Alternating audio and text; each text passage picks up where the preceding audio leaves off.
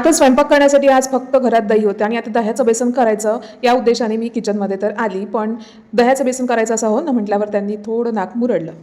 मग काय किचनमध्ये आल्यावर बेत बदलवला. आता बारीक कांदा चिरून घेतलेला आहे, आपलं ज्वारीचं पीठ, गव्हाचं पीठ आणि थोडंसं बेसन त्यामध्ये घेतलेलं आहे. त्यात जिरं, ओवा, आपलं तिखट, मीठ, हळद टाकलेलं आहे. ओवा थोडा कुस्करून टाकायचा आहे आणि जो बारीक चिरलेला कांदा होता तोही त्यामध्ये टाकून घ्यायचा आहे. आता दही होतं घरी म्हटल्यावर ह्या धपाट्याचा बेत मी आज केला, कारण आज दही धपाटे मला करायचे आहे आणि दही किंवा आंबट ताक असेल तरी चालेल आणि त्या दह्याने आपल्याला ते सारण छान भिजवून घ्यायचं आहे. आता या पिठामध्ये मी भरपूर प्रमाणात दही टाकलं आणि ते दही आणि ते पीठ सगळं एक जीव करून घेतलं आणि त्यानंतर पाणी टाकून छान त्याचा घट्टसर असा गोळा मळून ठेवला आणि 10 मिनिटं तो तसाच ठेवला.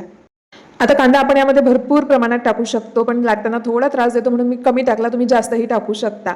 छान पीठ मुरल्यावर हे धपाटे छान यायला लागतात, पण याच्या आकारावर जाऊ नका. आणि यामध्ये आता धपाट्यासोबत भाजताना तो जो कांदा भाजला जातो ना, तो दाताखाली आला की इतका छान लागतो की काय सांगू. तर असे खरपूस असे आपल्याला धपाटे हे भाजून घ्यायचे आहेत. आता तेल टाकून खरपूस छान भाजून घेतल्यानंतर रंग इतका सुरेख आल्यानंतर कोणाच्या तोंडाला पाणी सुटणार नाही बरं. तर मग काय आता खायचंच आहे.